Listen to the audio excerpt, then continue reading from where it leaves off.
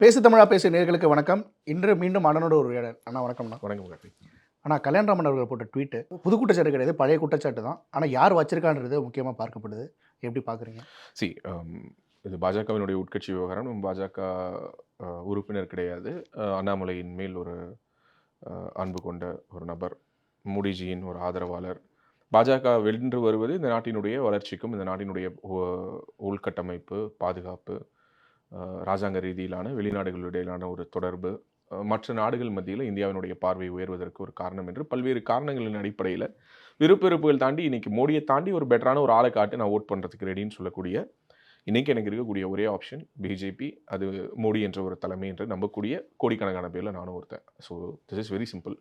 கல்யாண்ராமன் அவர்கள் மேலே நமக்கு என்றைக்குமே ஒரு மரியாதை உண்டு.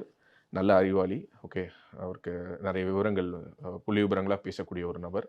நம்மளுடைய சேனலே வந்து நிறைய பேட்டிகள் கொடுத்துருக்கிறாரு. ரொம்ப 2 வீக்ஸ் முன்னாடி கூட ஆமாம், அவர் ஒரு விஷயத்தை எடுத்து பேசுகிறாருன்னா அதுக்குள்ளார ஒரு ஆழ்ந்த ஒரு அறிவு இருக்கும்னு நான் நம்பிட்டு இருந்தேன். ஓகே, இந்த விஷயத்தை பொறுத்த வரைக்கும் எனக்கு அவர் பேசியது போல இதை பொதுவெளியில் வைத்து பேசுவது அப்படிங்கிறதுல எனக்கு உடன்பாடு இல்லை. ஏன்னா அவர் மாதிரியான ஒரு மூத்த தலைவர் திரு அண்ணாமலை அவர்கள் மேல் அவருக்கு விமர்சனங்கள் இருந்தாலும் கூட அந்த விமர்சனங்களை சொல்வதற்கு என்று ஒரு வடிவம் இருப்பதாக நான் பார்க்குறேன். அதுக்குன்னு ஒரு லாங்குவேஜ் இருக்கிறதா நான் பார்க்குறேன். கடந்த 2-3 ஆண்டுகளாகவே இன்னும் சொல்லப்போனால் அண்ணாமலை அவர்கள் தலைவராக பொறுப்பேற்ற பிறகு 2021 இருந்து இந்த 2024 வரைக்கும் திரும்ப திரும்ப இவங்க எல்லோராலும் உச்சரிக்கப்படக்கூடிய ஒரு பெயர் வந்து இந்த வார் ரூம். இதை நான் பலமுறை சொல்லிட்டேன். இன்றைக்கி வார் ரூம் அப்படிங்கிறது part and parcel of the பாலிடிக்ஸாக அன்றைக்கி மாறிடுச்சு. எல்லா கட்சிகளுக்கும் இங்கே வார் ரூம் இருக்குது. இங்கே வார் ரூம் வைத்துக் கொள்ளாத, இன்னும் சொல்லப்போனால் எண்ணில் அடங்காத தங்களுக்கான இந்த மாதிரியான இணைய சேவைகளை செய்து தரக்கூடிய அல்லது இணையத்தில் அவங்களுடைய கருத்துக்களை பரப்பக்கூடிய ஒரு டீமை எல்லா கட்சிகளும் வச்சுருக்காங்க. தன்னுடைய ஐடி விங்கை பலப்படுத்தாத கட்சியாக வெகு காலமாக விமர்சனத்துக்குள்ளான அஇஅதிமுக கூட பார்த்திங்கன்னா இப்போ ஐடி விங்கை பலப்படுத்தக்கூடிய வேலைகளில் இறங்கினாங்க. ஸோ இன்னும் சொல்லப்போனால் சவுக்கு சங்கரோட ஆஃபீஸே வந்து ஏஐடிஎம்கோட வார் ரூம் தான். இன்டெரக்டாக அப்படி தான் அது ஆப்ரேட் ஆகிட்டு இருந்தது. ஸோ அப்படி இருக்கும்பொழுது பாரதிய ஜனதா கட்சியினுடைய மாநில தலைவராக வந்த ஒரு நபர், அவர் ஒரு டெக்கி. பேசிக்கலி அவருக்கு ஒரு டெக்னாலஜி பற்றின ஒரு புரிதல் அதிகம். அவர் இன்னைக்கு இருக்கக்கூடிய இன்றைய அரசியல் களத்துக்கு என்ன தேவை அப்படிங்கிறத உணர்ந்து அதுக்கென்று ஒரு வார் ரூம் வச்சுருந்தாலுமே தப்பு கிடையாது. கம்பேரிட்டிவ்லி இதை நான் திரும்பவும் சொல்கிறேன். இவங்க எல்லோரும் சொல்வது போல் அது வந்து ஒரு பல ஆயிரம் பேர் கொண்ட படை.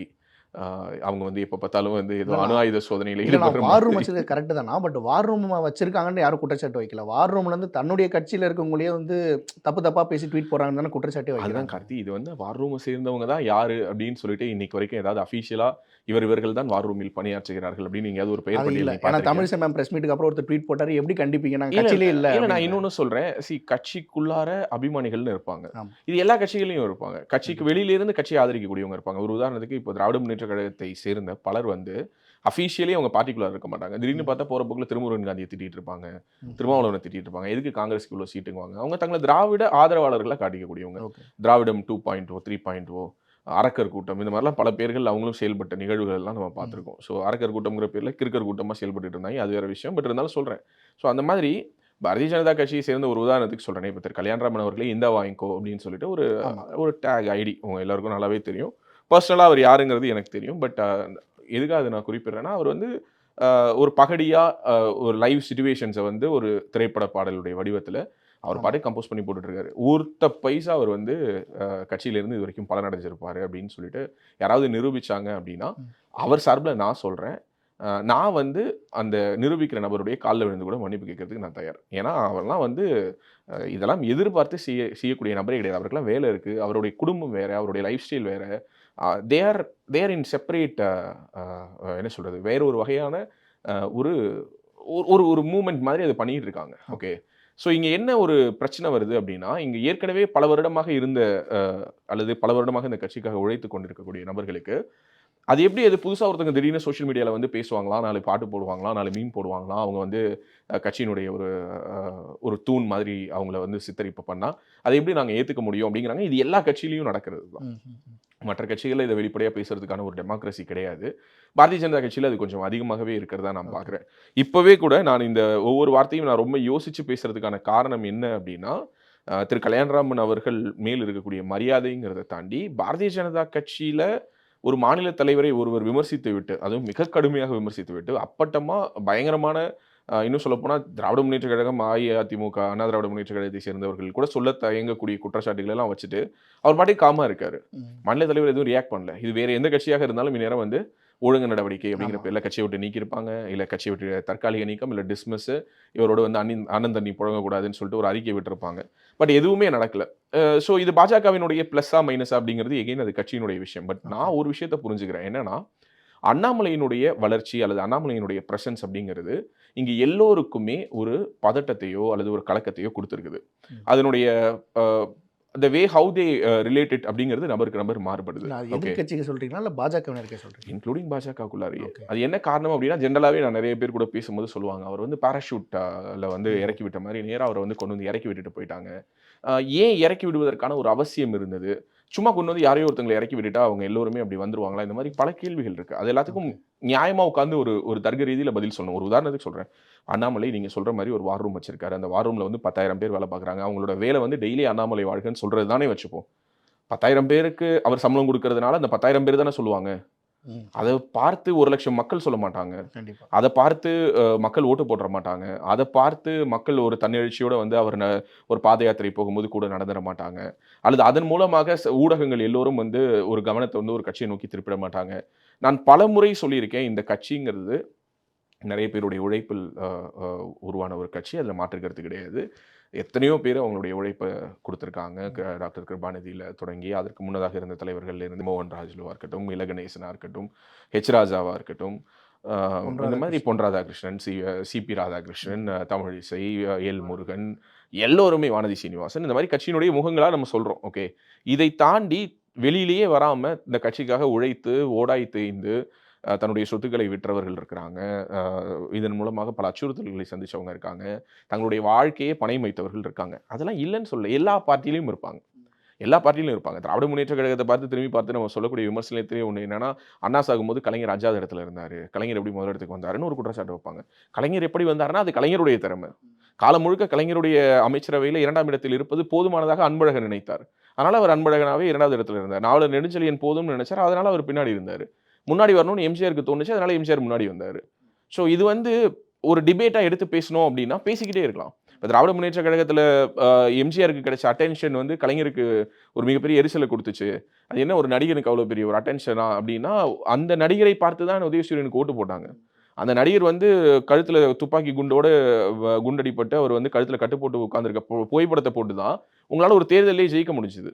ஓகே, ஸோ இப்படி ஒவ்வொரு கட்சிக்கும் யாரோ ஒருவருடைய உழைப்பு பின்னாடியும் யாரோ ஒருவருடைய உழைப்பு முன்னாடியும் இருக்கும். இது ஒரு கவித்துவமா ஒரு கவிதையில கூட படிச்சது ஞாபகம் வருது. ஏன்னா அந்த குருஷேத்திர போரை பத்தி சொல்லும் பொழுது பாண்டவர்களும் கௌரவர்களும் மோதிக்கிட்டாங்கன்னு தான் நம்ம வரலாறுல படிக்கிறோம். சண்டை போட்டது என்ன, இந்த பக்கம் 5 பேர் இந்த பக்கம் 100 பேர் மட்டுமா போட்டிருப்பான்? அவன் படையில எத்தனையோ வீரர்கள் இருந்தான். அவன் பேர்லாம் யாருக்காவது தெரியுமா? ஒருத்தன் பேர் தெரியுமா? யார் பேரும் தெரியாது. ஸோ இதுதான் புரியுது. இது எல்லா இடத்துலையும் இப்படிதான் நடக்கும். ஒரு பார்ட்டினா அப்படிதான் நடக்கும். ஸோ நேஷனலி ஒருத்தர் அந்த ஒரு வெர்டிக்கல்ல எங்கிருந்து ஏறி வராங்க அப்படிங்கிறது அவங்களுடைய தனிப்பட்ட திறமை. இது அண்ணாமலை மேல் மட்டுமல்ல, இது தமிழ்நாடு முழுக்க இருக்கக்கூடிய இதே ஒரு மனநிலை தான் ஆந்திராவில் இருக்குது, இதே தான் தெலுங்கானாவில் இருக்குது, இது எல்லா ஊர்லேயும் இருக்கும், எல்லா கட்சியிலையும் இருக்கும். இதை வந்து யாராலையும் ஒன்றும் பண்ணவே முடியாது. இது மனிதனுடைய இயல்பு, பொறாமை அப்படிங்கிறது. ஸோ அண்ணாமலையினுடைய கேஸில் என்ன இங்கே நம்ம டிஸ்கஸ் பண்ண வேண்டிய ஒரு அவசியம் வருதுன்னா, அண்ணாமலை அவர்களுடைய வருகைக்கு முன்னாடி கட்சி இருந்தது, கட்சியினுடைய வளர்ச்சி இருந்தது. ஆனால் வேகம் இருந்ததா? இந்த வேகத்தில் கட்சியினுடைய வளர்ச்சி இருந்ததா? இந்த நெகோசியேஷன் ஸ்கில்ஸ் இருந்ததா? அன்னைக்கு வந்து 2021 தேர்தலை எடுத்துக்கோங்களேன். அஇஅதிமுக என்ன சீட்டுகள் கொடுத்தாங்களோ அதை வாங்கிட்டு வந்தாங்க. அவ்வளோதான். இவங்க தங்களுக்கான தொகுதிகளை கேட்டு பெறக்கூடிய ஒரு இடத்தில் இல்லை. இந்த முறை அஇஅதிமுகவோட இவங்க கூட்டணி வச்சிருந்தாலுமே நான் மறுபடியும் சொல்றேன், சீட் கன்வர்ஷன் நடந்திருக்கும். ஆனால் அவங்க எங்கே நில்லுங்கன்னு சொல்லியிருந்தாங்களோ அங்கே தான் நின்று இருக்கணும். ஸோ இவங்க நினைப்பது போல ஒரு தொகுதியை தேர்ந்தெடுத்து நின்று இருக்க முடியாது. இன்னைக்கு தமிழ்நாடு முழுக்க கிட்டத்தட்ட 22-23 தொகுதிகளுக்குள்ளார நேரடியாக தாமரை சின்னத்தை கொண்டு போய் சேர்த்திருக்கிறாங்க. இல்லாத தொகுதிகளுடைய இதுவரை அவர்கள் களமே காணாத தேர்தல் வரலாற்றிலே நிற்காத தொகுதிகளுக்கு போயிருக்குது. ஸோ இது ஒரு எக்ஸ்பெரிமெண்டல் பாலிடிக்ஸ் தான். இந்த எக்ஸ்பெரிமெண்டல் பாலிடிக்ஸை அண்ணாமலை மட்டுமே எடுத்துட முடியாது. அந்த முடிவுகளை அவர் மட்டுமே எடுத்துட முடியாது. இது அண்ணாமலையுடைய கட்சியா? சீமானன் கேட்குற மாதிரி தான், இது அண்ணாமலையுடைய கட்சியா? இல்லை, இது பாரதிய ஜனதா கட்சி என்பது பல கோடி தொண்டர்கள் சேர்ந்து கட்டி எழுப்பிய ஒரு இயக்கம். ஸோ இது வந்து தொண்டர்களுடைய கட்சி. ஸோ அப்படி இருக்கும்போது டெல்லியினுடைய ஹைகமாண்ட் வந்து அண்ணாமலை என்ன சொன்னாலும் நம்பக்கூடிய அளவுக்கு அவர்களை வந்து நீங்கள் சித்தரிக்கிறீங்கல்ல, அதன் மூலமாக நீங்கள் என்ன சொல்ல வரீங்க? அண்ணாமலை வந்து ஒரு பொய்யான நம்பரை மேனிப்புலேட் பண்ணி சொல்லிட்டாரு, அதை டெல்லி நம்பிடுச்சுன்னு சொல்றதன் மூலமாக நீங்கள் அண்ணாமலை அவர்களை மட்டும் சிறுமைப்படுத்தலை, ஒட்டுமொத்த டெல்லியினுடைய ஹைகமாண்டையும் சிறுமைப்படுத்துறீங்க. ஏன் ஒரு அண்ணாமலை மாதிரி 100 அண்ணாமலை அவங்க பார்த்துருப்பாங்கங்க. ஸோ அதை மீறி நீங்க எல்லோரும் சொல்வது போல தமிழ்நாட்டில் படுதோல்வி நேரம் கூட்டணி வச்சிருந்தா சீட் வந்திருக்கோம், அதெல்லாம் பிரதமருக்கு தெரியாதா? இன்னைக்கு அவருக்கு தெரியும்ல 290 தான் நம்ம நிக்கிறோம், நம்ம 300க்கு மேல வந்திருக்கலாங்கிறது அவருக்கு தெரியும்ல. ஆனால் அவர் என்ன சொல்றாருன்னா, எல்லா கட்சிகளையும் எல்லா மாநிலங்களையும் குறிப்பிட்டு பேசும்போது தமிழ்நாடு அவர் ஸ்கிப் பண்ணலாம். ஏன்னா அண்ணாமலை என்ன பண்ணுவார்? சண்டை போடுவாரா? இல்ல என்ன பண்ண முடியும்? தர்ணா பண்ண முடியுமா? தமிழ்நாட்டில் நாங்கள் கடுமையாக உழைத்தோம், ஆனால் நீங்கள் வந்து எங்களை குறிப்பிட்டு பேசாமல் விட்டுவிட்டீர்கள் மோடிக்கு கடிதம் எழுத முடியுமா? எதுவுமே முடியாது. ஆனால் மோடி குறிப்பிட்டு பேசுகிறார், மென்ஷன் பண்றாரு, ஸ்பெஷலா மென்ஷன் பண்றாரு. தமிழ்நாட்டில் அவங்க பெற்றிருக்கக்கூடிய வாக்கு சதவீதம் என்பது மிகப்பெரிய அளவில் கணிசமாக உயர்ந்திருக்கு. அது வந்து 2026 எதை நோக்கி போக போகுதுங்கிறத என்னால் உணர முடியுது. இது எதை நோக்கி போய் கொண்டிருக்கு வருஷமா சொல்ல, பட் அஃப்கோர்ஸ் எதை நோக்கி போகுதுங்கிறத என்னால் அனுமானமாக என்னால் உணர முடியுதுன்னு சொல்றாரு. ஸோ இதுதான் ஒரு வளர்ச்சியாக நான் பார்க்குறேன். இதை தாண்டி இன்டர்னலா உங்களுக்கு இருக்கக்கூடிய தனிப்பட்ட வெறுப்புகள், முதல் நாள்ல இருந்தே ஒருத்தர் மேல உங்களுக்கு இருக்கக்கூடிய காழ்ப்பு, அந்த காழ்ப்பு நீங்க பல இடங்கள்ல நான் சொல்றது நாட் ஒன்லி கல்யாண்ராமன்ங்கிறவர் இங்க ஒரு எக்ஸ். அவர் வந்து எகைன் அவர் வந்து ஒரு எமிசரி தான். இதுல அவர் ஒரு அம்பு. அவரை எய்தியவர்கள் யார் அப்படிங்கிறது வந்து விரைவில் வெளியில வரலாம். ஓகே, அது வந்து பாஜகக்குள்ளார இருக்கலாம், இல்லாமல் இருக்கலாம், அல்லது வந்து சங்கத்துல இருக்கலாம், இல்லை எங்கே வேணாலும் இருக்கலாம், அல்லது கல்யாண்ராமனே கூட தானாகவே அந்த முடிவை எடுத்து கூட அவராகவே வேறு யாருடைய தூண்டுதல் இல்லாமல் கூட பேசியிருக்கலாம். ஆனால் உங்களுக்கு இவ்வளவு புகார்கள் இருக்குது அப்படிங்கிற பொழுது, இந்த புகார்களை நீங்கள் ஒரு மூத்த காரியகர்த்தா, நீங்கள் வந்து ஒரு மூத்த சுயம் சேவக்கு, நீங்க வந்து இஸ்லாமிக் ஃபண்டமெண்டலிஸ்ட் எல்லாம் எதிர்த்து போராடி உயிர் தியாகம் பண்றதுக்கு கூட நான் தயாரா இருந்தேங்கிற அளவுக்கு கடும் அச்சுறுத்தல்களுக்கு நடுவில் வாழ்ந்து கொண்டு இருக்கக்கூடியவர், ஏன் நீங்க வந்து உங்களுடைய ஹைகமாண்ட் கிட்ட பேசியிருக்கலாம்ல? ஏன் நீங்க சொல்றதை கேட்க மாட்டாங்க? அவருக்கான வாய்ப்பு அங்கே கிடைக்காம இருந்திருக்கும். காயத்ரி ரகுராம் அவர்கள் வெளியே போனப்பவும் நான் ரொம்பவே ட்ரை பண்ண, பட் எனக்கான வாய்ப்பு கொடுக்கப்படல அப்படின்ற ஒரு குற்றச்சாட்டை முன் வச்சாங்க. அதுதான் நான் சொல்ல வரேன். என்னன்னா அண்ணாமலை ஒன்றும் பிளாக் மேஜிக் பண்ணல. ஓகே, அவர் வந்து யாரையும் வந்து ஜூ மந்திரகாலின்னு போட்டு அவர் யாரையும் வந்து மயக்கிட முடியாது. அவர் ஒன்றும் வசிய மையெல்லாம் கையில் வச்சுட்டு சுத்தலை. ஓகே, கட்சியில் கிட்டத்தட்ட ஒரு 15 வருஷம் 20 வருஷம் 30 வருஷமா இருக்கிறீங்க. உங்களால வந்து டெல்லி ஹை கமாண்ட் கிட்ட போயிட்டு ஒரு கருத்து சொல்றது கூட உங்களால ஒரு ஸ்பேஸை கிரியேட் பண்ண முடியல. அந்த அளவுக்கு தான் இந்த கட்சியில் நீங்க ஒரு இம்பாக்ட் கிரியேட் பண்ணிருக்கீங்க அப்படின்னா அது உங்களோட பிரச்சனை. ஓகே, அது உங்களோட பிரச்சனை, அது இன்னொருத்தவனோட பிரச்சனை இல்லை. இது எப்படி இருக்குன்னா, நல்லா படிக்கிற பையனை ஸ்கூலுக்கே தெரியுது, அதனால என்ன யாருக்குமே தெரியலங்கிற மாதிரி இருக்குது. அவன் நல்லா படிக்கிறான், அதனால தெரியுது. நீ நல்லா படிச்சு அவனை விட நீ மார்க் கூட எடுத்தீங்கன்னா உனக்கு தெரிய போகுது. எனக்கு வாய்ப்பே கிடைக்கல, உனக்கு வாய்ப்பே கிடைக்கல அப்படின்னா உனக்கு வாய்ப்பு வாங்கி கொடுக்கறது இங்க யாரோட வேலையும் கிடையாது. அவரவர்களுக்கான வாய்ப்பு தான் உருவாக்கிப்பாங்க. இன்னைக்கு நான் போயிட்டு பாரதிய ஜனதா கட்சியில சேர்றேன், நான் என்ன பண்ணுவேன்? கட்சியில மூத்த சீனியர்கள்லாம் இருக்கிறாங்க, அவங்க எல்லாம் வெளியில தெரியாம இருக்கும்பொழுது நான் எப்படி வெளியில தெரிவேன்? நான் போய் ரூம்குள்ள உட்காந்து கதவை பூட்டிப்பேனா? நான் என்ன எப்படி வெளியில தெரிய வைக்கிறது? நான் என்ன வேலைகள் செய்வதன் மூலமாக நான் வெளியில தெரிவேன்? நான் எப்படி 4 பேருக்கு ப்ராப்ளம் ஆவேன்? நான் எப்படி கட்சியினுடைய கொள்கையில எடுத்துட்டு போவேன்? நான் ஒரு டிபேட்ல பேசுவேனா? இல்ல என்னோட ஸ்ட்ரென்த் என்ன? நான் எந்த கிரவுண்ட்ல நான் விளையாண்டேன்னா அது கட்சிக்கு ஒரு பலமாக சேரும்ங்கிறத தான் நான் யோசிக்க முடியும். அதை விட்டுட்டு சீனியர்களே அமைதியா இருக்காங்க, சீனியர்களே வந்து இன்னும் வெளியில தெரியாம இருக்காங்க, சீனியர்களை வந்து இன்னும் யாருக்கும் தெரியல, இவர் 20 வருஷமா கட்சியில் இருக்காரு, இவரை வந்து 20 பேருக்கு தான் தெரியுது, அதனால நம்ம தன்னை ப்ரொஜெக்ட் பண்ணிக்க கூடாது, அதனால நம்ம வந்து டெல்லி ஹை கமாண்ட் கூட நமக்கு வந்து ஒரு கனெக்ட் ஏற்படுத்திக்க கூடாதுன்னு நினைக்க முடியாது. இன்னைக்கு இது புது ஜென்ரேஷன், நியூ ஜென்ரேஷன் பாலிடிக்ஸை நோக்கி இன்னைக்கு ஒட்டுமொத்த அரசியல் உலகமும் போயிட்டு இருக்கும்பொழுது பாஜகவும் அதுக்கு விதிவிலக்கு இல்லை. இன்னைக்கு பாஜகவை நோக்கி வரக்கூடிய இளைஞர் சக்தி என்ன நம்புறான்? இன்னைக்கு கட்சிக்குள்ளார போனாலும் உழைத்தவுடன் அதற்கான பலன் கிடைக்கும்னு அவன் நம்புறான். நீங்க என்ன சொல்றீங்க அப்படின்னா, இல்ல நாங்களாம் ரொம்ப வருஷமா உழைச்சிட்டு இருக்கோம், எங்களுக்கெல்லாம் பலன் கிடைக்கணும் அப்படின்னா உங்களுக்கான பலனை யாரும் இங்க தட்டி பறிக்க போறது இல்லை. இஃப் யூ ஹேவ் யுவர் உங்களுக்கான தொடர்புகள், உங்களுக்கான அந்த ஒரு குவாலிஃபிகேஷன் இருக்கு, நீங்க பிலீவ் பண்ணீங்கன்னா நீங்களும் ஃபைட் பண்ணுங்க. இந்த முறை பாராளுமன்ற தேர்தலில் நின்ற அத்தனை பேருமே ஆன் மெரிட் பேசிஸ்ல செலக்ட் ஆனவங்களான்னு நமக்கு தெரியாது. அது பாஜகன்னு இல்லை, எல்லா கட்சியிலையுமே. கரெக்டா இல்லையா? ஏற்கனவே இந்த சிட்டிங் எம்பிஸ்க்கு டிஎம்கே சீட் கொடுக்கல. ஒரு உதாரணத்துக்கு தர்மபுரியில செந்தில்குமாருக்கு சீட் கொடுக்கல. ஏன் கொடுக்கலங்கிறதுக்கு ஏதாவது காரணம் இருக்கா? ஒரு வேலிடான காரணம் இல்லை. அவர் அஃப்கோர்ஸ் பார்த்தீங்கன்னா பாராளுமன்றத்தில் மிக சிறப்பாக செயல்பட்டவர் தான். கொள்கை ரீதியாக அவருக்கும் 1000 விமர்சனங்கள் இருக்கலாம், மாறுபட்ட கருத்துக்கள் இருக்கலாம். பட் அதை தாண்டி பாராளுமன்றத்தில் தொடர்ச்சியாக திமுகவினுடைய ஒரு சிறந்த எம்பியாக ஆக்கப்பூர்வமான பல கேள்விகளை எழுப்பியிருக்கிறாரு, என்னென்னவோ பேசியிருக்கிறாரு. அந்த பேசினதுல நமக்கு விமர்சனங்கள் இருக்கு, நான் மறுபடியும் அதை சொல்றேன். ஆனால் அதை தாண்டி அவருக்கு சீட்டு கொடுக்கப்படல அப்படின்னா அந்த சீட்டை வேற ஒருத்தங்க இன்ஃப்ளூயன்ஸ் பண்ணி வாங்கிட்டாங்க அப்படின்னா அது வந்து தவறு கிடையாது. அவர் என்ன பண்றாரு? கட்சி கட்டுப்பாடு மீறி நான் ஒரு சிட்டிங் எம்பி, நான் வந்து திராவிட கொள்கைக்கு உண்மையாக இருந்தேன், நான் வந்து போயிட்டு அரசு நிகழ்ச்சியில் போயிட்டு இங்க ஃபாதரியார் எங்க இமாம் எங்கலாம் கேட்டேன், இவ்வளவு உண்மையா இருந்தேன், எனக்கு கடைசியா சீட்டு கொடுக்காம விட்டீங்களேன்னு எங்கேயாவது பேசினாரா? இல்ல. அதுக்கு உடனே நம்ம என்ன எக்ஸாம்பிள் சொல்லுவோம்? இல்ல அவர் வந்து கொத்தடிமை கூட்டம் டிஎம்கே அப்படிலாம் கேட்க முடியாதுங்க. அது ஒரு கட்சிக்கு அவசியம்னு நான் நினைக்கிறேன். ஓகே, ஜெயலலிதா அவர்கள் இருந்த பொழுதும் இப்படித்தான் சொன்னாங்க, அவங்க ஒரு சர்வாதிகாரி மாதிரி நடந்துக்கிறாங்க அப்படின்னு. அவங்க ஏன் அப்படி இருந்தாங்கிறது அவங்க இறந்த பிறகுதான் தெரிஞ்சது. அவங்க இறந்த பிறகு ஒருத்தர் என்னன்னா ஒரு பக்கம் பாட்டு பாடுறாரு, ஒருத்தர் ஒரு பக்கம் டான்ஸ் ஆடுறாரு, ஒருத்தர் மிமிக்ரி பண்றாரு, எல்லாரும் வந்து ஏதோ ஸ்கூல் கல்ச்சுரல் ஈவெண்ட்ஸ்ல பர்ஃபார்ம் பண்றதுக்கு கூப்பிட்ட மாதிரி ஒவ்வொரு மேடைகள்ல ஏறி அவங்க பண்ண காமெடிஸ் எல்லாம் பார்த்துட்டு மக்கள் வந்து இதுக்குத்தான் அந்த அம்மா வந்து உங்க எல்லாரையும் கையை கட்டி வாயை புத்தி இருக்க வச்சாங்களா அப்படின்னு சொல்லி பேசினாங்களா இல்லையா? ஸோ அந்த மாதிரி ஒவ்வொரு கட்சிக்கு என்று ஒரு கட்டுப்பாடு இருப்பதா நான் பார்க்குறேன். பாஜகவில் அந்த கட்டுப்பாடு என்ன அப்படிங்கிறத இனி வரும் காலங்களில் உணர்ந்துக்கணும்னு நான் நினைக்கிறேன். ஏன்னா இந்த பேட்டி கூட பார்க்கக்கூடிய ஒரு சில பேரோ அல்லது திரு கல்யாணராமன் அவர்களே இதை வந்து எப்படி எடுத்து போடுவார் அப்படின்னா, அண்ணாமலை சொல்லி தான் ராஜவேலு வந்து என்ன அட்டாக் பண்ணுறாரு. நான் இதில் அவர் அட்டாக் பண்ணவே இல்லை.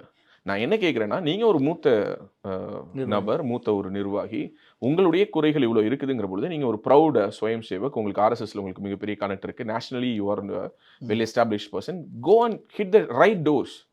சரியான நபர்கள்கிட்ட போய் சொல்லுங்கள், சப்ஸ்டான்ஷியேட் டாக்குமெண்ட்ஸோட போங்க. சும்மா போகிற போக்கில் ட்விட்டரில் எழுதாதீங்க. ட்விட்டரில் எழுதுறதுங்கிறது சின்ன பசங்க பண்ணுற வேலை. உங்களுடைய வயசுக்கு, உங்களுடைய தகுதிக்கு, உங்களுடைய அரசியல் அனுபவத்துக்கு ட்விட்டரில் போயிட்டு கம்பு சுற்றிட்டு இருக்கிறதுங்கிறது கேவலமாக இருக்குது. அவ்வளோதான். இதே மாதிரி தான் தமிழிசை அவர்கள் கொடுத்த ப்ரெஸ் மீட்டோ பேசப்பட்டதுனா, ஏன்னா அண்ணாமலை சொன்ன கருத்துக்கு, ஒரு மாநில தலைவர் சொன்ன கருத்துக்கு முன்னாள் மாநில தலைவர் அப்படியே எகென்ஸ்டாக பேசுகிறாங்க. ஒரு பக்கம் சீமானுக்கு வாழ்த்து சொல்கிறார் அண்ணாமலை அவர்கள். இவங்க சீமான் வளர்றது தமிழ்நாட்டுக்கு நல்லது இல்லைன்றாங்க. அவர் எஸ்பி வேலுமணி கருத்தை எதிர்க்கிறாரு, இவங்க ஆதரிக்கிறாங்க. இதுவும் ஒரு முரணாக பார்க்கப்படுது. இது அப்படி எடுத்துக்க வேண்டிய அவசியம் கிடையாது கார்த்தி. என்னன்னா, இப்போ சீமானை பற்றி கேட்ட கேள்விங்கிறது திரு அண்ணாமலை அவர்கள் பதில் சொல்ல வேண்டிய அவசியம் ஏன் வந்ததுன்னா, தமிழிசை சவுந்தரராஜனை பார்த்து திரு சீமான் அவர்கள் சவால் விடலை. ஆமாம். ஓகே. ஸோ ஒரு மாநில தலைவராக திரு அண்ணாமலை அவர்கள் இருக்கக்கூடிய ஒரு கட்சி, அதனுடைய ஸ்டேட் யூனிட்டை பார்த்து அவர் என்ன சொல்கிறாருன்னா, இந்த மாதிரி நீங்கள் வந்து இண்டிபெண்ட்டாக நீ தனிச்சு நில்லு, நீ என்னை விட நீ வந்து ஓட்டு அதிகமாக வாங்கிட்டீங்கன்னா நான் கட்சியை கலைச்சிட்டு போயிடுறேன் அப்படிங்கிறாரு. கரெக்டாக. ஸோ தனிச்சு பிஜேபி நிற்க போகிறது இல்லைன்னு அவருக்கு தெரியும். ஸோ அப்படின்னா அவர் என்ன சொல்லியிருக்கணும், நீ உன் கூட்டணியாக சேர்ந்து நீ வாங்குற வாக்கு சதவீதத்தை விட என் வாக்கு சதவீதம் அதிகமாகிடுச்சுன்னா அந்த கட்சியை கலைச்சிட்டு போயிடுவேன்னு சொல்லியிருக்கணும். இன்னொன்று, நான் முதல்ல இந்த ஸ்டேட்மெண்ட்டே எனக்கு உடன்பாடு இல்லை. ஒரு மெச்சூர்டு ஒரு பொலிட்டீஷியனு அந்த மாதிரி வந்து நான் கட்சியை கழிச்சிட்டு போயிடுவேன்.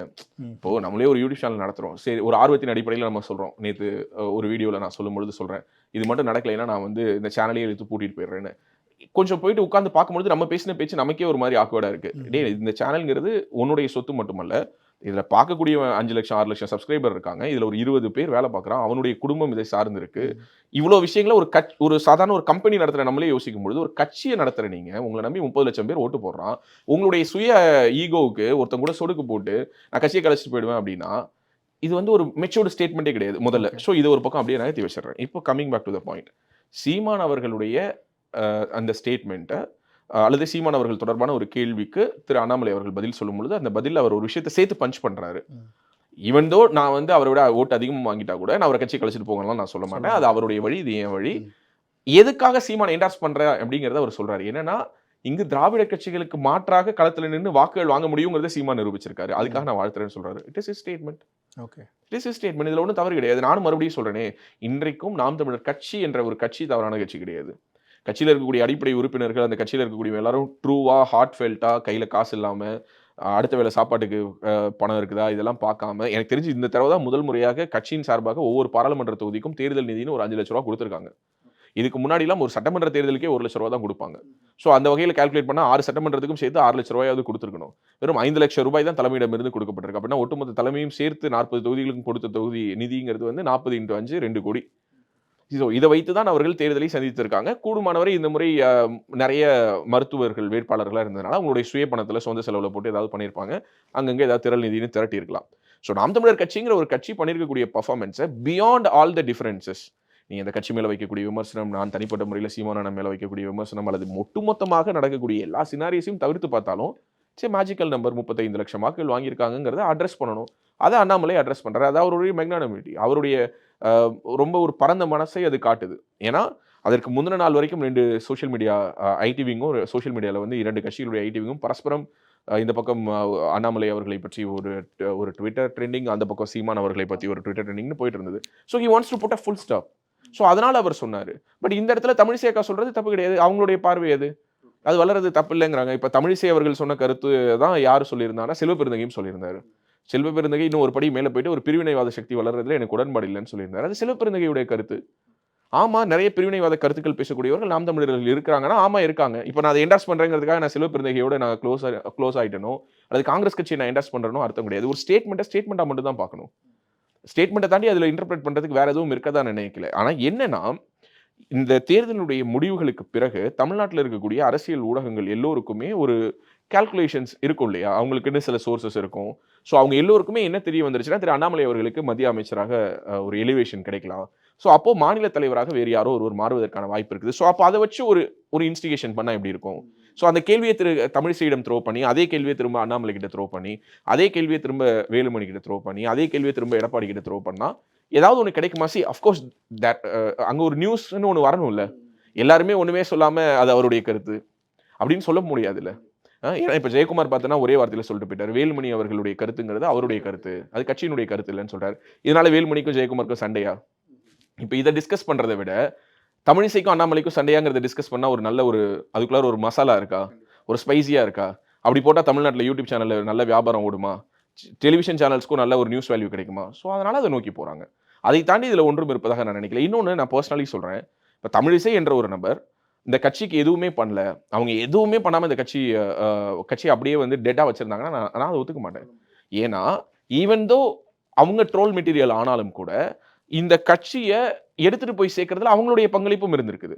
ஓகே. ஸோ பெர்சனலி அது என்ன பெர்சன்டேஜ் அப்படிங்கிற ஒரு டிஸ்கஷன் வேணா வரலாம்.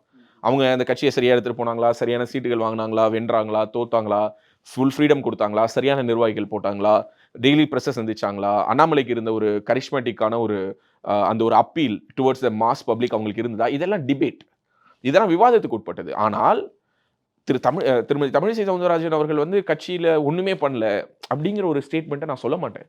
ஏன்னா எனக்கு தெரியும் அவங்க பிரசிடென்ட்டா இருந்த டைம்ல எவ்வளோ ஒரு டஃப்பான டைம்ல அவங்க பிரசிடென்ஷியல் ரோல் ப்ளே பண்ணாங்க. அந்த நேரத்தில தனிப்பட்ட முறையில அவங்கள எவ்வளோ ட்ரால் பண்ணாங்க. எவ்வளவு கேவலமா அவங்கள சித்தரிச்சு மீம்கள் வந்தது. அது எல்லாத்தையும் தாண்டி அவங்க தனிச்சு நின்னாங்க. அவங்க வந்து ஃபைட் பண்ணாங்க. ஸோ அப்போ அவங்களுக்கு அத பத்தி பேசுறதுக்கான உரிமை இருக்கு. அதுக்கு பதில் சொல்ல வேண்டிய ஒரு கடமை ஃபார் எக்ஸாம்பிள் ஒரு இன்டர்னலா அந்த ஒரு மீட்டிங்ல அவங்க ஒரு வார்த்தை சொல்றாங்க. ஃபார் எக்ஸாம்பிள் என்னுடைய கட்சியை சேர்ந்த ஐடி விங்கா இருந்தாலும் நடக்கணும். இல்லன்னா நான் நடவடிக்கை முன்னாள் எடுப்பேன் மாநில சொல்லுவேன். முன்னாள் தலைவரா மாநில நடவடிக்கை தலைவரா நான் எடுப்பேன். நடவடிக்கை எடுப்பேன். ஸோ கட்சியினுடைய பைலா படி அவங்களுக்கு என்ன ரோல் பிளே இருக்கோ அத அவங்க பண்ண போறாங்க. இல்ல அவங்களுக்கு என்று கோர் கமிட்டி மீட்டிங்ஸ் இருக்கு. அந்த கோர் கமிட்டி மீட்டிங்ஸ்ல அவங்க பேச போறாங்க. அவங்க பேசக்கூடிய கருத்துக்கு என்று ஒரு வேலிடேஷன் இருந்தா அது வரப்போகுது. 2வது இப்ப நான் கட்சியிலேயே இல்ல. இப்ப கட்சியிலே இல்லாத நான் ஒரு விமர்சனத்தை வைக்கிறேன் அப்படின்னா அவங்க என்ன கட்சியை விட்டு எப்படி நீக்குவாங்க? இததான் பல பேர் கேட்கறாங்க. ஏன்னா பாஜகவை சேர்ந்தவர்களாக இவர்கள் நினைக்கக்கூடிய இவங்கெல்லாம் வார் ரூம் ஆட்கள். இவங்கெல்லாம் அண்ணாமலைக்கு வேலை பார்க்குறாங்க. இவங்களுக்கெல்லாம் அண்ணாமலை ஏதோ அள்ளி கொடுக்குறாருன்னு இவங்க நம்பக்கூடிய ஆட்கள் எல்லோருமே வார் ரூமை சேர்ந்தவர்கள் அல்ல அப்படிங்கிறத அவங்களுக்கே தெரியும். ஆனாலும் அவங்களுக்கு ஏதாவது ஒண்ணு சொல்றதுக்கு ஒண்ணு வேணும்ல. They need some tag. They need some brand. So அப்ப வேற வழி இல்லாம யார் அண்ணாமலைக்கு ஆதரவாக பேசினாலும், யார் அவங்களுடைய விமர்சனத்தை எடுத்து வச்சாலும், அதாவது கட்சியில் இருக்கக்கூடிய மற்ற தலைவர்கள் மேல் தங்களுடைய விமர்சனத்தை நாகரிகமா வச்சாலும் சரி, அல்லது தரம் இல்லாம வச்சாலும் சரி, அவங்க எல்லோரையுமே ஒரு பிராண்டிங்குள்ளார கொண்டு வந்து அடைக்கிறாங்க. அது அவசியம் இல்லைன்னு நான் நினைக்கிறேன். ஓகேண்ணா. இந்த அதிமுக, பாஜக சேர்ந்திருந்தா வாக்கு வங்கி வந்து அதிகரிச்சிருக்கும் அப்படின்ற ஒரு பேச்சு வந்திருக்கு. நம்ம அதில் போகிறதுக்கு முன்னாடி எஸ்பி வேலுமணி ஸ்டேட்மெண்ட் சொன்னார். ஆர்பி உதயகுமார் சொன்னார், அண்ணாமலை அவர்களுக்கு வந்து வாய் கொழுப்பு அதிகமாகிடுச்சு, அது வாய் அடக்கி வச்சிருந்தாருன்னா சேர்ந்திருந்து ஓட்டு வாங்கிக்கலாம்னாரு. அண்ணாமலை அவர்கிட்ட இந்த கேள்வி கேட்கும்போது இப்போயாவது புத்தி வந்ததே, சேர்ந்திருந்தா ஓட்டு வாங்கிக்கலாம் அப்படின்றாரு. ஸோ எல்லாருமே வந்து கூட்டணி சேர்ந்திருந்தா நல்லதுன்னு தான் நினைக்கிறாங்களோ ஒரு வேளை? இல்ல இத பத்தி நான் ஏற்கனவே சொல்லிட்டேன். 2 பேரும் சொன்ன பெர்சனல் ஸ்டேட்மெண்ட்ஸ்ங்கிறது நாவடக்கம் யாருக்கு வேணும் அப்படிங்கிறதெல்லாம் வந்து மக்களுடைய பார்வைக்கே நான் விட்டுர்றேன். மக்களுக்கு அக்ரெசிவான ஒரு பொலிட்டீஷியன பிடிக்கும். சீமான் கிட்ட மக்களுக்கு பிடிச்சது அந்த அக்ரெஷன் தான். அண்ணாமலை கிட்ட மக்களுக்கு பிடிச்சது அந்த அக்ரெஷன் தான். யோசிச்சு பாரேன். இப்போ ஒரு தலைவர் இருக்கிறாரு. எத பத்தி கருத்து கேட்டாலும் அந்த கருத்து அவருக்கு ஒரு கருத்தே இல்ல அப்படின்னா, அந்த தலைவர பத்தி மக்கள் ஒரு டிஸ்கஷனாவோ, ஒரு டிபேட்டாவோ மாத்துவாங்களா? மாற்ற மாட்டாங்க. மாத்த மாட்டாங்க. ஸோ அப்படி இருக்கும் பொழுது தன்னுடைய வேகம் அல்லது தான் இப்படித்தான். நான் இன்னைக்கு கோவப்பட்டேன்னா கோவப்படுவேன். எனக்கு கோவம் வந்ததுன்னா கோவப்படுவேன். எனக்கு சிரிச்சுட்டே பேசணும்னு தோணுச்சுன்னா சிரிச்சுட்டு பேசுவேன். எனக்கு ஒரு விஷயத்த பாராட்டணும்னு தோணுச்சுன்னா பாராட்டுவேங்கிற மாரி தான் எப்படி இயல்பில் இருப்பேனோ அப்படித்தான் பிரஸ்ஸுக்கு முன்னாடி தன்னை பிரசன்ட் பண்ணணும்னு நினைக்கிறாரு அண்ணாமலை. ஸோ இது அவருடைய ஒரு ஒரு வே. ஓகே. நான் ஏற்கனவே சொன்னேன். அதிமுக தலைவர்கள் பற்றி அவர் பேசியது எதுவுமே பொய் கிடையாது. ஃபேக்ட்ட நீ டிஃபெண்ட் பண்ணு. இல்ல டிஃபமேஷன் போடு. 2ல 1 தான் நீ பண்ண முடியும். அத விட்டுட்டு நீ எப்படி பேசலாம்னு சொல்றதுல எந்த விதமான அர்த்தமும் கிடையாது. 2 கட்சிகளும் சேர்ந்து இருந்தால் வென்றிருக்கலாமா அப்படிங்கிறத பத்தி இனிமே பேசுறதே வேஸ்ட். ஆமா. It is done and dusted. அதேதான் அண்ணாமலை அவர்களும் it is done and dusted. முடிஞ்சிருச்சு. இது முடிந்ததற்கு காரணம் என்ன அப்படிங்கிறத நம்ம ஆராய்ந்து பார்த்தோம்னா, அதற்குள்ளார பல விஷயங்கள் இருக்கு. ஓகே. ஒரு தனி மனிதனுடைய ஒரு ஈகோ இருக்கு. ஒரு கட்சிகளுக்கு இடையிலான ஒரு முரண்கள் இருக்குது. இதற்கு பின்னாடி வேறு சிலருடைய கைகளும் இருக்குது. எல்லாமே இருக்குது. இதுல எந்த விதமான மாற்று கருத்தும் கிடையாது. ஆனா தேர்தல் முடிஞ்சிருச்சு. இவங்களோட ஸ்ட்ரெங்த்த ப்ரூவ் பண்ணிட்டாங்க. அவங்களுடைய ஸ்ட்ரெங்த்த ப்ரூவ் பண்ணிட்டாங்க. இன்னைக்கு எடப்பாடி பழனிசாமி அவர்கள் அடுத்த கட்டமா ஒரு ஸ்டேட்மெண்ட்டும் குடுத்துட்டாரு. திட்டவட்டமா சொல்றேன் 2026லும் எங்களுக்கு வந்து பாஜகவோட கூட்டணி கிடையாதுன்னு சொல்லிட்டாரு. இன்னும் எத்தனை மாசம் இருக்கு? கிட்டத்தட்ட 22 மாசம் இருக்கு. அது மட்டும் இல்லாம இந்த எலெக்ஷன்ல இந்த வாங்கின வாக்கு வங்கி காரணம் நான் மட்டும் பிரச்சாரத்துக்கு போனனால தான். மத்த கட்சிக்காரங்கலாம் எல்லாரும் போனாங்க. இது நான் மட்டும் தான் பிரச்சாரத்துக்கு போனேன் அப்படின்ட்டு இருக்காரு. இல்ல எடப்பாடி பழனிசாமி அவர்களுக்கு என்று ஒரு வாக்கு வங்கி இருக்குன்னு அவர் நம்புறது தப்பு கிடையாது. எல்லோரும் நம்புறாங்கல்ல. ஸோ அப்படி இருக்கும் பொழுது அவர் நம்புறது தப்பு கிடையாது. பட் இந்த தேர்தல்ல 2 பேரும் சேர்ந்து இருந்தால் அந்த கெமிஸ்ட்ரி வொர்க் அவுட் ஆயிருக்குமா அப்படிங்கிறது வந்து அந்த கேள்விக்கு வந்து நெறைய பதில்கள் இருக்கு. நான் அத 2 விதமா இன்டர்பிரட் பண்றேன். 2019ல மக்களவை தேர்தல்ல இந்த கூட்டணி நிக்கிறாங்க. இந்த கூட்டணிய மக்கள் எத்தனை இடங்கள்ல ஏத்துக்கிறாங்க? ஒரு இடத்துல ஏத்துக்கிறாங்க. ஓகே. தேனியில மட்டும் ஓபி ரவீந்திரநாத் ஜெயிக்கிறாரு. மீதம் இருக்கக்கூடிய அத்தனை இடங்கள்லயும் இப்போ இருக்கக்கூடிய இந்த யுபிஏ ஓகே இண்டி அப்போதைக்கு யுபிஏ அவங்க தான் வின் பண்றாங்க. அதுவே 2வது தடவை 2021ல இதே டீம் தான் மறுபடியும் அடுத்த தேர்தலை சந்திக்கும் பொழுது அப்போ அவங்களுடைய வின்னிங் பெர்சன்டேஜ்ங்கிறது அதிகரிக்குது. ஓகே, வோட் பெர்சன்டேஜ்ங்கிறது அதிகரிக்குது. இதை சொல்லும்பொழுது எல்லோருமே என்ன சொல்லுவாங்கன்னா, இது பார்லிமெண்ட் இப்போ நடந்தது வந்து சட்டமன்ற தேர்தல். இதுக்கும் வித்தியாசம் இருக்குதுல்ல அப்படின்னு கேட்பாங்க. ஆமா, வித்தியாசம் இருக்குது. ஏன்னா 2019லயே இடைத்தேர்தலாக நடைபெற்ற தொகுதிகள்ல எத்தனை சீட்டுகளை வென்றா அந்த ஆட்சியை தக்க வைக்க முடியுமோ அத்தனை சீட்டுகளை அதிமுக தெளிவாக வென்றது. ஓகே. ஸோ அதன் மூலமாக நம்ம என்ன புரிஞ்சுக்கிறோம்னா, அடிக்கடி ரவீந்திரன் துரைசாமி சொல்ற மாதிரி தான், ஆப்பிளோடு தான் ஒப்பிடணும், ஆரஞ்சோடு தான் ஒப்பிடணும்.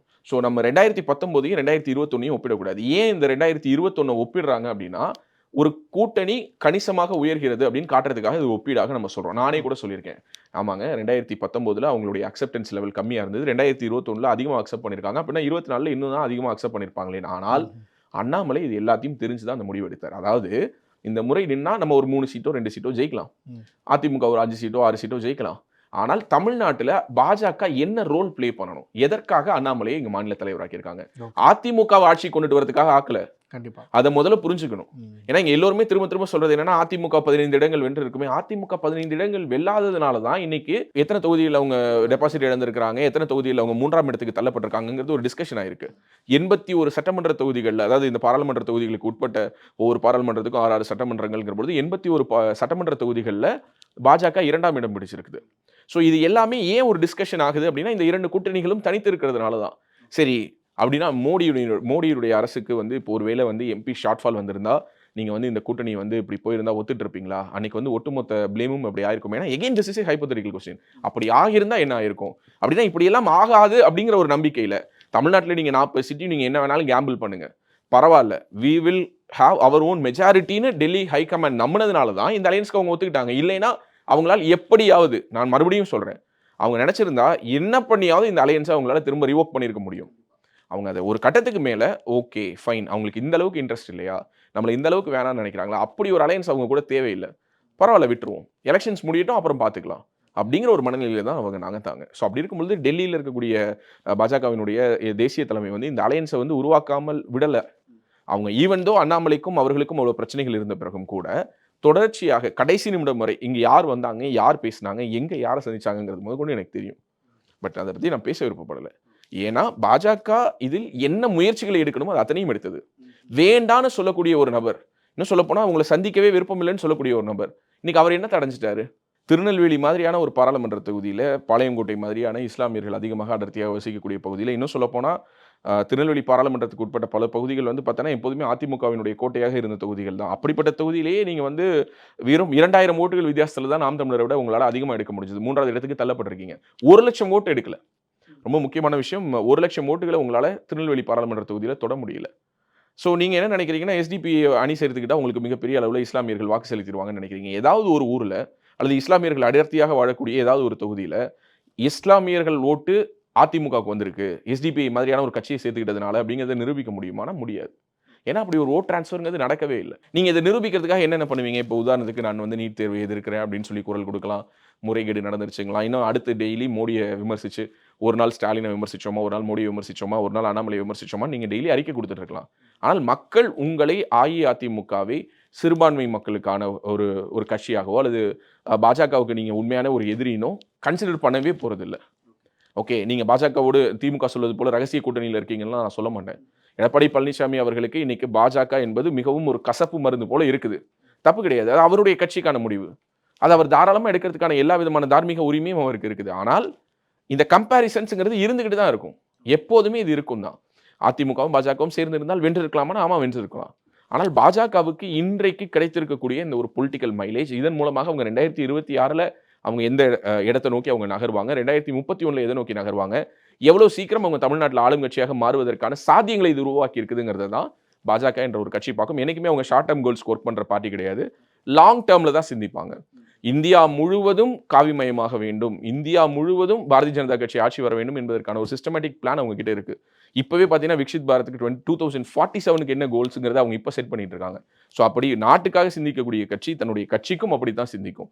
ஸோ அந்த அடிப்படையில் தான் அவங்க தெரிஞ்சே எடுத்த முடிவு. அதனால இதை மறுபடியும் திரும்ப சேர்ந்திருந்தால் வென்று இருக்கலாம், சேர்ந்திருந்தால் இவ்வளோ சீட்டு வந்திருக்கலாம் அப்படிங்கிறதுல எனக்கு எந்த விதமான அதுக்குள்ள ஒரு ப்ராஸ்பெக்ட் இருக்கதை நான் பார்க்கல. இது வந்து நேர விரயம், அவ்வளோதான். உலக தமிழ் சொந்தங்களுக்கு வணக்கம், நான் ராஜவேல் நாகராஜன். பேசு தமிழா பேசு வலையொலியுடைய வளர்ச்சிக்கு நீங்களும் உறுதுணையாக இருக்கணும்னு நினச்சிங்கன்னா இந்த வீடியோடைய டிஸ்கிரிப்ஷனில் இருக்கக்கூடிய ரேசர் பே லிங்கை கிளிக் பண்ணுங்கள். அந்த லிங்க்கில் போயிட்டு உங்களுக்கு விருப்பமான தொகையை பேசு தமிழா பேசுவனுடைய வளர்ச்சிக்கு உங்களுடைய பங்களிப்பாக நீங்கள் கொடுக்கலாம். நன்றி, வணக்கம்.